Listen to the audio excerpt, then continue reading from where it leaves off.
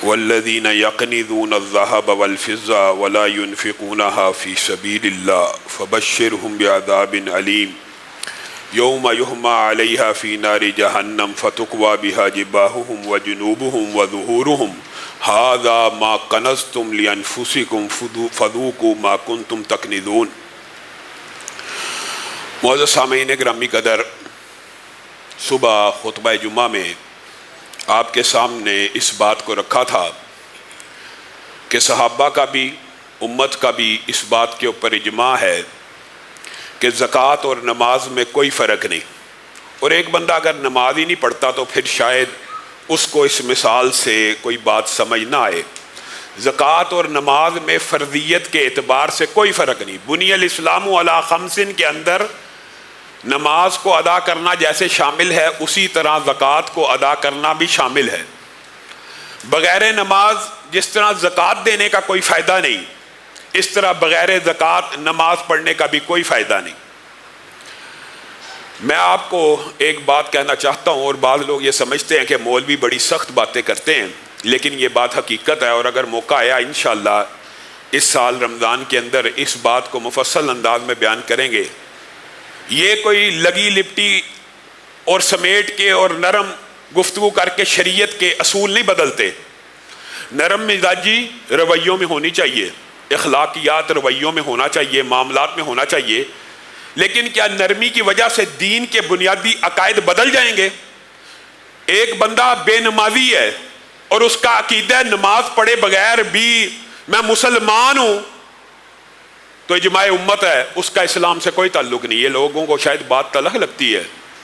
ایک بندے کا عقیدہ ہے 5 نمازیں اسلام میں ہیں اور وہ نہیں پڑھتا، اس کا مسئلہ فرق ہے، اس کے لیے بھی وعیدیں ہیں، اس کو بھی سمجھایا جائے گا کہ کفر اور اسلام میں فرق کرنے والی چیز نماز ہی ہے۔ لیکن ایک بندے کا عقیدہ ہے اور چھوٹا جی مولوی صاحب نو بڑے سخت نے جی نماز پڑھنی چاہیے، لیکن 5 نمازاں نہ پڑھن نال بندہ کافر نہیں ہوتا۔ یہ جو عقیدہ ہے یہ بذات خود انسان کو دائرہ اسلام سے خارج کر دیتا ہے۔ یہ دیگے دے دو، یہ کھانا کھلا دو، بہت زیادہ فضائل ہیں، بہت زیادہ اجر و ثواب ہے، لیکن عبداللہ ابن جدعان نے سخاوت کی تھی۔ اتنی بڑی دیگ رسول اللہ صلی اللہ علیہ وسلم نے کہا تھا کہ میں جوانی میں اس دیگ کے سائے میں اپنے آپ کو سورج کی اوٹ میں کر لیا کرتا تھا۔ امی عائشہ نے پوچھ لیا تھا یہ جو حاجیوں کو کھانا کھلانے والا ہے اور سوٹ دینے والا ہے حج کے موقع کے اوپر، کیا جنت میں داخل ہو جائے گا؟ تو رسول اللہ صلی اللہ علیہ وسلم نے کہا تھا اللہ کی قسم اگر لا الہ الا اللہ کا اقرار کر لیتا تو شاید جنت میں داخل ہو جاتا۔ لا الہ الا اللہ کا اقرار نہیں کیا تو عبداللہ ابن جدعان جیسا سخی بھی ہو جنت میں نہیں جائے گا، حاتم طائی بھی ہو جنت میں نہیں جائے گا۔ یہ لوگوں کے نام 1400 برس بعد بھی زندہ ہیں، اللہ نے دنیا ہی میں ان کے ناموں کو زندہ کر دیا ہے۔ گلاب دیوی، گنگا رام، مدر ٹریسا، نام تو زندہ ہیں، لیکن جب تک بندہ اسلام کے بنیادی عقائد کو، آج کل تو خیر ایسے فلاسفر پیدا ہو گئے ہیں جو کہتے ہیں کافروں کے بھی جنت میں جانے کے امکان ہے، کافر بھی جنت میں چلا جائے گا۔ ان الدین عند اللہ الاسلام، یعنی دین اسلام ہی کو مذاق بنا کے رکھ دیا۔ اللہ کے نزدیک صرف دین اسلام ہی ہے۔ جہاں پہ ختم نبوت کا منکر جنت میں نہیں جائے گا تو اللہ رسول کا منکر چلا جائے گا۔ یہ آج کل کے نئے اسکالرز آف ڈالرز جو حدیث کے منکر ہیں، یہ قرآن کی آیتوں کے بھی منکر ہوتے ہیں، اور انہوں نے یہ فلسفہ گڑھا ہوا۔ میرے بھائیو، جس طرح نماز عقیدے کے اعتبار سے کسی بندے کا یہ عقیدہ ہو کہ 5 نمازیں نہ پڑھ کے بھی بندہ جنت میں چلا جاتا ہے، اگر کسی کا وہ یہ عقیدہ ہے تو آج ہی اپنی اصلاح کر لے، وہ بندہ اجماع امت ہے، قرآن سے ثابت ہے، حدیث سے ثابت ہے، دائرہ اسلام سے خارج ہو جاتا ہے، کیونکہ اس نے اسلام کو سمجھا ہی نہیں۔ اسلام صرف زبان سے لا الہ الا اللہ کا کہنے کا نام نہیں ہے۔ زبان سے کہہ بھی دیا لا الہ تو کیا حاصل، دل و نگاہ مسلمان نہیں تو کچھ بھی نہیں۔ لا الہ الا اللہ کہنے کے بعد اس اسلام کا اظہار نماز سے ہوگا اور زکوٰۃ سے ہوگا۔ اگر یہ ساتھ ساتھ نہ ہو تو بتائیے حضرت ابو بکر حضرت عمر نے اختلاف کیا تھا ابتدائی طور پہ، ابو بکر آپ کیوں سختی کرتے ہیں، اسلام ابھی نیا ہے، نرمی کر دیجئے۔ حضرت ابو بکر نے کہا تھا تو یہ بات کرتا ہے عمر، اللہ کی قسم میں ان کے خلاف قتال کروں گا جو نماز اور زکوٰۃ کو الگ الگ سمجھتے ہیں۔ دونوں ایک ہی سلسلے کی کڑیاں ہیں. میں ان کے خلاف جہاد کا اعلان کرتا ہوں تو حضرت عمر نے کہا بعد میں اللہ نے میرا شرح صدر کر دیا. اور بے شک حضرت ابو بکر کا موقف ہی درست تھا, اور اس وقت نبی کریم صلی اللہ علیہ وسلم کی وفات کے غم کی وجہ سے میں معاملے کو صحیح جج نہیں کر سکا. اور قرآن پاک کی جو آیت مبارکہ آپ کے سامنے تلاوت کی ہے, جو لوگ سونے اور چاندی کو جمع کرتے رہتے ہیں اور اس کی زکوٰۃ ادا نہیں کرتے, اس میں سے اللہ کا حق ادا نہیں کرتے, ثم لا ينفقونها في سبيل الله فبشرهم بعذاب عليم يوم يحمى عليها في نار جہنم فتقوى بها جباههم وجنوبهم وظهورهم. آپ بتائیے اللہ کہہ رہا ہے کہ مولوی کہہ رہا ہے؟ لوگ یہ سمجھتے ہیں کہ شاید مولوی زکوٰۃ کی فضیلت اس لیے بیان کر رہا ہے کہ اس کی مسجد اور مدرسے کو مل جائے. دوسری طرف ان کی عقل پہ پردہ ہے, جب بات نماز کی کرو تو کہتے ہیں یار لوگوں کا پیٹ پالنے سے بھی بندہ جنت میں چلا جائے گا. جب لوگوں کا پیٹ پالنے اور زکوٰۃ کی بات کرو تو کہتے ہیں مولوی اپنی مسجد کے لیے, اپنے مدرسے کے لیے شاید چندہ اکٹھا کرنا چاہتا ہے. اللہ کہہ رہا ہے, مولوی نہیں کہہ رہا. جو بندہ اپنے مالوں کی زکوٰۃ ادا نہیں کرتا, اس آیت کی تفسیر میں لکھا ہوا ہے اور رسول اللہ صلی اللہ علیہ وسلم ثابت ہے, اور اگر تفسیر نہ بھی ہو ترجمے سے ثابت ہے, وہ سونا چاندی ان کو آگ میں پگھلا کر ان کی پشتوں پہ, ان کے ماتھوں پہ, ان کے آگے اور پیچھے 50,000 سال کا جو دن ہوگا پگھلا کر. بتائیے سونے کا بوائلنگ ٹمپریچر کیا ہے, چاندی کا کیا ہے, میلٹنگ پوائنٹ کیا ہے؟ آخر پگھلے گا تو گرم ہوگا تو پگھلے گا نا, وہ پگھلا کے جسموں پہ داغا جائے گا. اور پھر اسی آیت کی تفسیر کے اندر محدثین نے 3-4 حدیثیں اور بھی بیان کی ہیں جن کی طرف ضمناً اشارہ کرنا ضروری ہے. ایک تو یہ ہے سونا چاندی کی زکوٰۃ, درہم و دینار, پیسوں مال و دولت کی زکوٰۃ ادا نہ کرنے والے کا سارا مال و دولت پگھلا کے اس کے ماتھے پہ, اس کی کمروں پہ, اس کی سائڈوں پہ, اس کے پورے جسم کو اس ابلتے اور کھولتے ہوئے سونے چاندی کے اندر ڈبا ڈبا کے 50,000 سال کا دن گزارا جائے گا. نمبر ایک بات. نمبر دوسری بات, نبی کریم صلی اللہ علیہ وسلم نے کہا جو اپنے جانوروں کی زکوٰۃ ادا نہیں کرتا, جانور سے مراد اونٹ ہے, بھینس ہے, بکریاں ہیں, رسول اللہ صلی اللہ علیہ وسلم نے فرمایا کل قیامت کے دن ان کو موٹا کیا جائے گا, فربا کیا جائے گا, اور یہ طاقتور ہو جائیں گے. پھر یہ 50,000 سال کے دن کے اندر جس بندے نے ان جانوروں کی زکوٰۃ کو ادا نہیں کیا ہوگا اس کو رونگتے چلے جائیں گے, اور ایک دفعہ جب یہ اونٹ, گائے, بیل, بکری اس کو روندیں گے, بندہ پھر کچھ دیر بعد سیدھا ہو جائے گا, پھر وہ واپس آ کے رونا شروع کریں گے, پھر سیدھا ہوگا, پھر وہ رونا شروع کریں گے, یہاں تک کہ 50,000 سال یہی عمل دہرایا جاتا رہے گا. یہ عذاب ابھی یوم حشر کا ہے, جہنم کی بات بھی الگ ہے. اور پھر نبی کریم صلی اللہ علیہ وسلم نے کوئی کسر نہیں چھوڑی بات سمجھانے کو. اللہ نے بھی سونے چاندی پیسے مال کا الگ ذکر کر دیا, جانوروں کا نبی کریم صلی اللہ علیہ وسلم نے الگ ذکر کر دیا, پھر سمجھانے کے لیے کہ کوئی ایسی چیز جس کو تم سمجھتے ہو کہ نہ سونا چاندی میں آ رہی ہے نہ جانوروں میں آ رہی ہے, پلاٹ ہیں, پلازے ہیں, گھر ہیں, جن کی تم زکوٰۃ ادا نہیں کرتے, نبی کریم صلی اللہ علیہ وسلم نے کہا یہ سارا مال, یہ ساری دولت کل قیامت کے دن ایک سانپ کی شکل میں آئے گا, اور اس سانپ کی آنکھوں کے اوپر 2 نشان ہوں گے. یہ کیوں کہا؟ کیونکہ عربوں کے ہاں جن سانپوں کی آنکھوں کے اوپر 2 نشان ہوتے تھے وہ بڑے زہریلے سمجھے جاتے تھے.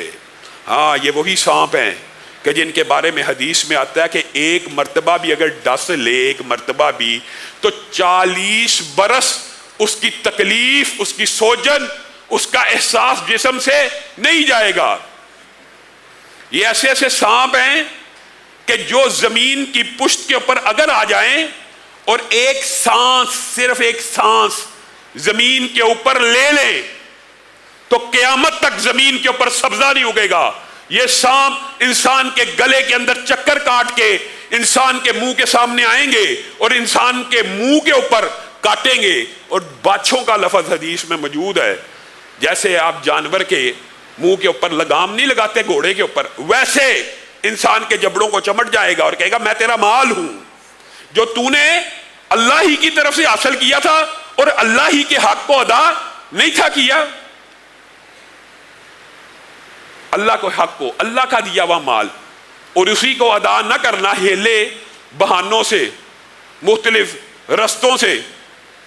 میرے بھائیو، رسول اللہ صلی اللہ علیہ وسلم تو صرف زکوٰۃ کی بات نہیں ہے، زکوٰۃ کے علاوہ بھی آپ کے مالوں میں یتیموں کا، بیواؤں کا، مسکینوں کا، فقیروں کا حق ہے۔ اور میرے بھائیو، یہ بات بہت آسان ہے سمجھنے کے لیے، بہت ہی آسان ہے۔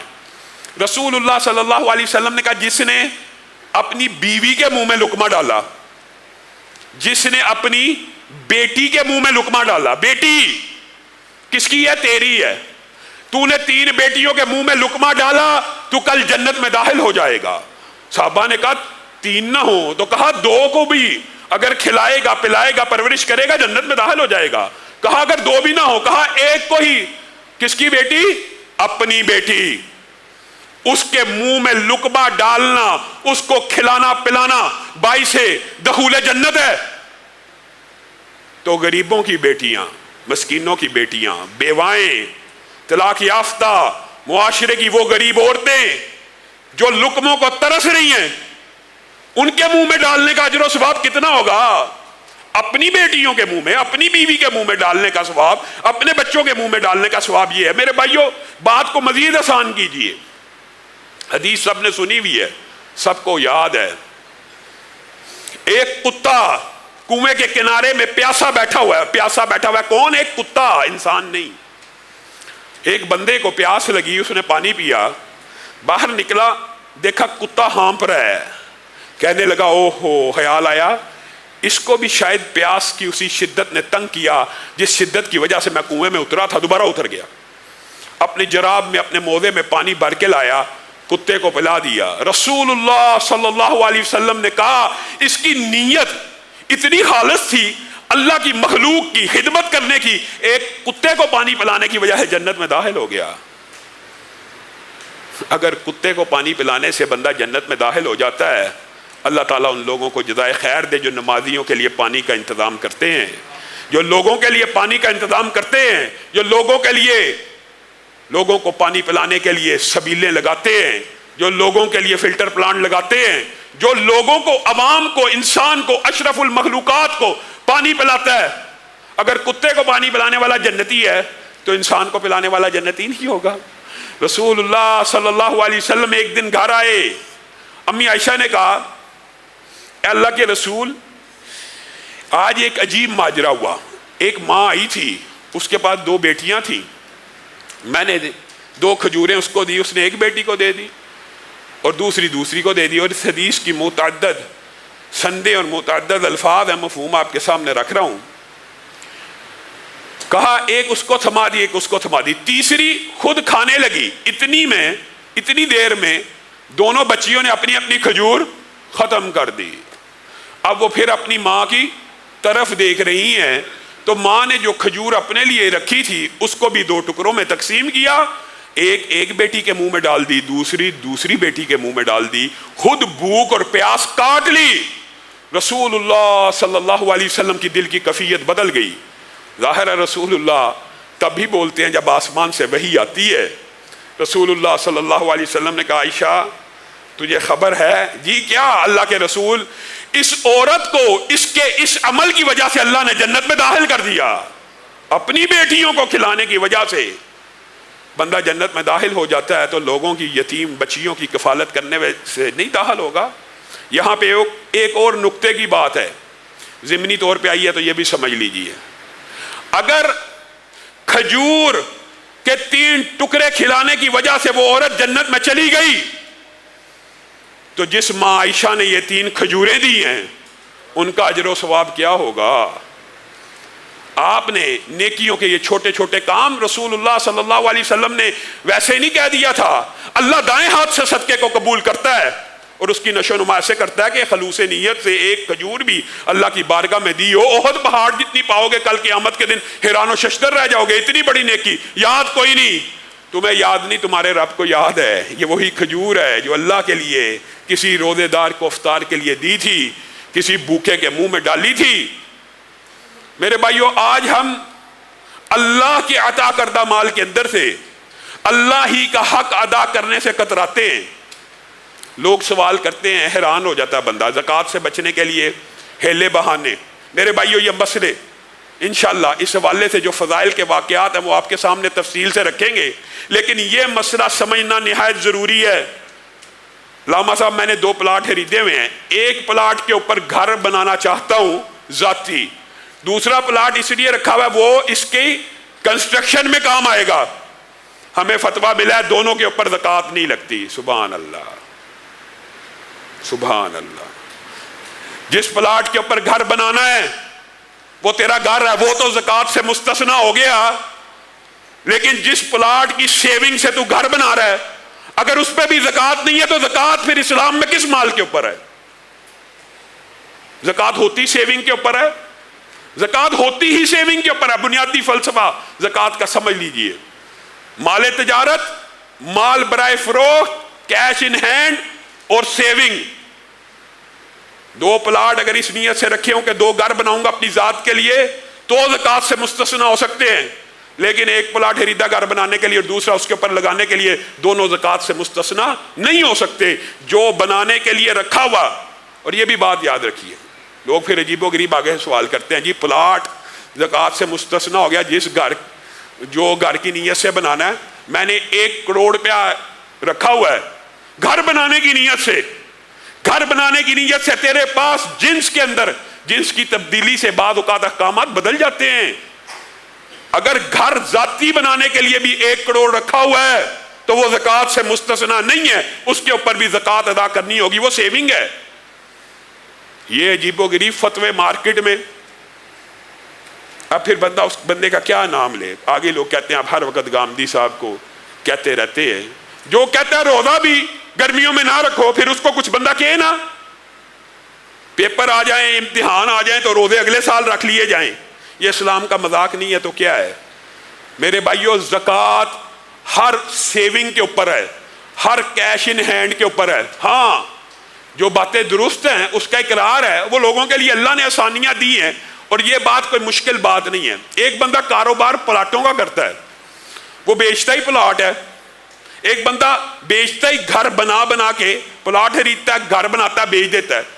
اس کی تجارت کیا ہوگی؟ گھر فروخت کرنے کی۔ اس کی تجارت کیا؟ پلاٹ فروخت کرنے کی۔ اس کے پلاٹ اور گھر کے اوپر جتنی بھی مالیت لگی ہے، جو مارکیٹ ریٹ ہے اس کے اوپر اس کو زکوٰۃ لگے گی۔ حکم علامہ صاحب تھوڑی سی بات مختلف کریں تو بدل جاتا ہے، ہاں بدل جاتا ہے۔ یہی دوسرا بندہ گھر بنا رہا ہے بیچنے کی نیت سے نہیں، کس نیت سے؟ کہ گھر بنا لوں گا، بوڑھا ہو گیا ہوں، 10-20 سال یہاں سے کرایہ کھاؤں گا، 10-20 سال یہاں سے کرایہ کھاؤں گا۔ اب آپ کہتے ہیں زکوٰۃ سے مستثنا ہے۔ اور بھائیو، یہ ہم نہیں کہتے، یہ رسول اللہ صلی اللہ علیہ وسلم کی زندگی میں معاملات پیش ہوئے اور انہوں نے ہی اس کو بیان کر دیا۔ بڑی آسان بات ہے، کوئی مشکل بات نہیں ہے۔ خواہ لوگوں کے دماغ میں اشکال ڈالے جاتے ہیں۔ ایک بندہ بھینسوں کا کاروبار کرتا ہے یا جانوروں کا، اس کے پاس 40 بھینسیں ہیں، 100 بھینسیں ہیں، تو اس کی ٹریڈنگ بھینس ہے تو اس کی زکوٰۃ بھینس کے اوپر ہی ہوگی۔ ایک بندہ بھینسیں خریدتا ہے اس لیے ہے کہ میں ان کا دودھ مارکیٹ میں بیچوں گا، بھینسوں کو چارہ بھی کھلاؤں گا، خرچہ بھی کروں گا اور دودھ بیچوں گا۔ اب اس کی بھینس کی خرید و فروخت کے اوپر زکوٰۃ نہیں ہے، کس کے اوپر ہے؟ دودھ کے اوپر، دودھ کے اوپر۔ اسی طرح گھر کی مثال ہے، ایک بندے نے گھر بنایا بیچنے کے لیے، آپ اس کے اوپر زکوٰۃ لگا رہے ہیں، ہم لگا رہے ہیں، یار ہمیں کیا مسئلہ ہے؟ اللہ اور رسول اللہ صلی اللہ علیہ وسلم کے احکامات سے لگی ہے۔ گھر 3 کروڑ کا ہوتا ہے جی، 4 کروڑ کا، اللہ کا شکر کر، اللہ نے تجھے 3-4 کروڑ پہ جیسی سکت دی ہے، تو کیا ہو گیا ہے؟ 10 لاکھ دیتے ہوئے تکلیف ہو رہی ہے، وہ دوسرے بندے نے جی کرائے پہ چڑھایا ہوا ہے، اس کو تو نہیں پاڑی، تو بھی کرائے پہ چڑھا دے۔ اگر ہیلے بہانے ہی کرنے ہیں، جب تیرا بزنس ہی خرید و فروخت کا ہے تو تیری اس کے اوپر زکوٰۃ لگے گی۔ ہاں دوسرے بندے نے کرائے پہ چڑھایا ہوا ہے، 1 لاکھ روپیہ مہینہ کرایہ آ رہا ہے، یہ بات حقیقت ہے۔ اس کا جب تک یہ دوبارہ گھر کیش ان ہینڈ میں منتقل نہیں ہوتا اور دوبارہ اس کو کاروبار کے اندر نہیں ڈالتا، کسی اور تجارت میں نہیں ڈالتا، یہ زکوٰۃ سے مستثنا ہے۔ زکوٰۃ کس کے اوپر لگے گی؟ 1 لاکھ مہینے کے کرائے کے اوپر 12 لاکھ اگر 12 مہینے کا لیتا ہے، اور اگر سارا کھا جاتا ہے زکوٰۃ بھی نہیں، اور اگر ساری سیونگ ہے سب کے اوپر زکوٰۃ ہے۔ یہ کوئی مشکل مسئلہ نہیں ہے، لیکن ان کو جان بوجھ کر عوام کو کنفیوز کرنے کے لیے، اور میرے بھائیو جو پراپرٹی جو دکان کرائے پہ دی ہوئی ہے اس کے کرائے کے اوپر زکوٰۃ ہے، جو دکان برائے فروخت رکھی ہوئی ہے، جو گھر برائے فروخت رکھا ہوا ہے، جو پلاٹ سوسائٹی کاٹنے کے لیے رکھے ہوئے ہیں، چاہے وہ اربوں روپے کی پراپرٹی ہے، اس بات سے بڑا گھبراتے ہیں، اللہ کا شکر نہیں ادا کرتے کہ اللہ نے اربوں روپے کی پراپرٹی دی، یہ شکر نہیں جی ارب روپے کے اوپر 2.5 کروڑ زکوٰۃ ہے تو کیا ہو گیا؟ پلاٹ بھی تو اللہ نے تجھے ارب روپے کے دے دیے ہیں، پلاٹ بھی تو کروڑوں کے تجھے دے دیے ہیں، جو پلاٹ برائے فروخت ہے، جو پلاٹ برائے فروخت ہے، جو یہ مال تجارت ہے، یہ رسول اللہ صلی اللہ علیہ وسلم نے بیان کیا، مال تجارت، راس المال، ایک بندے کی دکان ہے کپڑے کی، یہ دونوں میں کچھ فرق یہ ہوتا ہے کہ پلاٹ والے کے پاس تو پتہ ہوتا ہے یہ 5 پلاٹ ہے جی، یہ برائے فروخت ہے، یہ میں نے گھر کے لیے رکھا ہے، وہ تو مستثنا ہو گیا، جو برائے فروخت ہے اس کے اوپر زکوٰۃ ہے۔ دکانداروں کو کیا کرنا چاہیے؟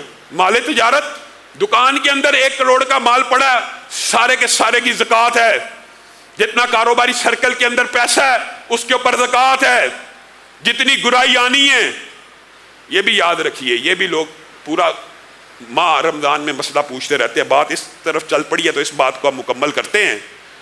جو پیسے لوگوں سے لینے ہیں، میں نے ایک شخص سے 5 لاکھ لینا ہے، میں نے ایک شخص سے 10 لاکھ لینا ہے، میں نے ایک شخص سے 20 لاکھ لینا ہے، جتنے بھی کاروباری حضرات ہوتے ہیں بنیادی طور پہ دکاندار، ان کا جتنا سرکل ہوتا ہے، دکان کے اوپر مال 2 کروڑ کا پڑا ہوا ہے، مارکیٹ سے بھی انہوں نے 2 کروڑ تقریباً لینا ہوتا ہے، وہ زکوٰۃ کیلکولیٹ کر رہے ہوتے ہیں، علامہ صاحب 2 کروڑ دا مال ہے دکان 80 لوگوں کا کروڑ دینا ہے، 1 کروڑ دی زکوٰۃ دینی ہے، ماشاءاللہ۔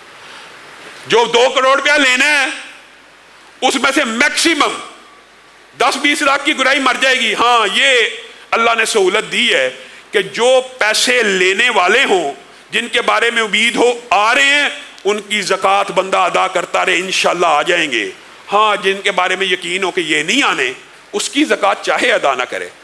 اور جو پیسے کسی سے لینے ہوتے ہیں، اس کی زکوٰۃ کیوں کر ادا کی جاتی ہے؟ پھر لوگ یہ سوال کرتے ہیں، او بھائی یہ تیری سیونگ ہے، تو نے اپنے دوست کو قرض دیا 5 لاکھ روپیہ، یہ وہ واپس نہیں کر رہا، لیکن واپس کرنے کی امید ہے، جب تک امید ہے تجھے اس کی زکوٰۃ دینی ہوگی، کیونکہ یہ خالصتاً تیری سیونگ ہے۔ اس کے اوپر تو کہتا ہے 2 سال ہو گیا وہ میرا قرضہ نہیں واپس کر رہا، زکوٰۃ دینا شروع کر، انشاءاللہ واپس کر دے گا۔ جو گرائی مری ہوئی ہو، جس کے بارے میں امکان ہو یہ نہیں آنی، البتہ اس کے بارے میں یہی مسئلہ ہے کہ جب امکان ختم ہو گیا، ایک بندہ پیسے لے کے دوڑ گیا، اس کی آپ نے زکوٰۃ ادا نہیں کرنی۔ اسی طرح جو زمینیں ہوتی ہیں ٹھیکے کے اوپر، ان کے بھی کرائے کے اوپر زکوٰۃ ہوتی ہے، اور اگر بندہ خود اس کے اوپر کھیتی باڑی کر رہا ہے، اس کا ایک الگ نصاب ہے جو دیہاتی لوگ جانتے ہیں عشر کے حوالے سے، کہ وہ پھر اس کی پیداوار کے اوپر زکوٰۃ دینی ہوتی ہے۔ لیکن جب بھی کوئی چیز انسان، اس کا ایک بڑا آسان کلیہ جو کاروباری یہاں فیملیز ہوتی ہیں بالعموم، انہوں نے بڑا آسان نکالا ہوا ہے، تاکہ زکوٰۃ صحیح معنوں میں اللہ کو راضی کرنا ہے نا، بات تو اللہ کے احکامات کو ماننے کی ہے۔ یکم رمضان اور رمضان میں زکوٰۃ کو اسی لیے ادا کیا جاتا ہے معاشرے کے اندر کہ اس میں اجر و ثواب زیادہ ہوتا ہے، لیکن اس کا مطلب یہ نہیں ہے کہ پورا سال زکوٰۃ کو ادا نہیں کرنا۔ فَلَقْتَحَمَ الْعَقَبَةَ وَمَا أَدْرَاكَ مَا الْعَقَبَةُ فَكُّ رَقَبَةٍ أَوْ إِطْعَامٌ فِي يَوْمٍ ذِي مَسْغَبَةٍ۔ اللہ تعالیٰ نے کہا تجھے کیا پتا جنت میں جانا ہے، نیکی کی گھاٹیاں کیسے کراس ہونی ہے؟ تو نے جنت کو بڑا آسان سمجھ لیا، یہ جو مشکل پرپیش وادی ہیں تجھے کیا پتا کیسے پار ہوں گی؟ یہ پار ہوں گی مقروضوں کی مدد کر کے، یہ پار ہوں گی یتیموں کی کفالت کر کے، یہ پار ہوں گی مسکینوں کو کھانا کھلا کے۔ کس دن؟ جس دن وہ بھوکے ہوں، بھوک اس کو لگی ہوئی ہے محرم سفر ربیع الاول میں، تو اس کو کہتا رہے میں تجھے کھانا کھلاؤں گا رمضان میں۔ پورا سال اس لیے زکوٰۃ ادا کی جاتی ہے، جس کے پاس گنجائش نہیں ہے وہ پورا سال زکوٰۃ دے سکتا ہے۔ کیوں؟ او اطعام فی یوم ذی مسغبہ، اس دن جس دن بندہ بھوکا ہے اس دن کھانا کھلانا ہے، اس لیے پورا سال بھی نکالی جا سکتی ہے۔ لیکن ہاں، ایک بڑا پورشن رمضان کے اندر زکوٰۃ کا اس لیے ادا کیا جاتا ہے، حساب کتاب بڑا آسان ہو جاتا ہے، بڑا آسان۔ آپ اگر یہ کیلکولیشن کرنا چاہیں نا تو آپ پیچیدگیوں کا شکار ہو جائیں گے۔ یہ والا پلاٹ 6 ماہ پہلے لیا تھا، یہ والا 8 ماہ پہلے لیا تھا، یہ مال 9 ماہ پہلے لیا تھا، اس کا سال کب مکمل ہوتا ہے، اس کا سال کب مکمل ہوتا ہے۔ ابتدا میں منشیوں کی یہی ذمہ داری ہوتی تھی، وہ بھی بیچارے ہر وقت کھاتے سیدھے کیا کرتے تھے۔ اس کا بڑا آسان حل ہے، یکم رمضان جس دن آئے، تو نے پلاٹ خریدا 6 ماہ پہلے، تو نے پلاٹ خریدا 8 ماہ پہلے، تو نے پلاٹ خریدا 10 ماہ پہلے، تیرے پاس کیش ان ہینڈ آیا 1 دن پہلے بھی، تو آسانی کے لیے کیا ہے، یکم رمضان کو جتنا total cash in hand bank account کے اندر، کیش ان ہینڈ جتنی مالیت گھر میں موجود ہے، ٹوٹل کیش ان ہینڈ چاہے 1 دن پہلے ہی کیوں نہ آیا ہو، اس کی زکوٰۃ نکال دے، اور جتنا مال برائے فروخت ہے اس کی زکوٰۃ یکم رمضان کو کیلکولیٹ کر کے نکال دے۔ اس سے کیا آسانی ہوتی ہے، اگر اگلے سال کے 6ویں مہینے میں بھی بک جائے گا تو انشاءاللہ تیری زکوٰۃ پورے کے پورے سال کی ادا ہو چکی ہوگی۔ ہر ایک دفعہ یہ چکر چلانا ہے، ایک دفعہ یکم رمضان کو پورے مال تجارت کی، پورے کیش ان ہینڈ کی، پوری گرائی کی، جتنے لینے ہیں ان کی زکوٰۃ ایک مرتبہ آپ کو یہ تکلیف کرنی پڑے گی، یکم رمضان کو کیلکولیٹ کر دیں، چاہے 6 مہینے پہلے لیے چاہے 8 مہینے پہلے لیے، یہ نہیں کہ اس کا مہینہ رمضان کے 3 مہینے بعد شروع ہو رہا، پھر آپ اسی چکر میں سارا سال لگے رہیں گے۔ آپ یکم رمضان کو ادا کریں اور پھر حساب کریں اگلے سال یکم رمضان کو، تو اللہ تعالیٰ آپ کے کھاتے سیدھے کر دے گا۔ اللہ رب العزت جو کہا گیا جو سنا گیا اس کو سمجھنے کی توفیق عنایت فرمائے۔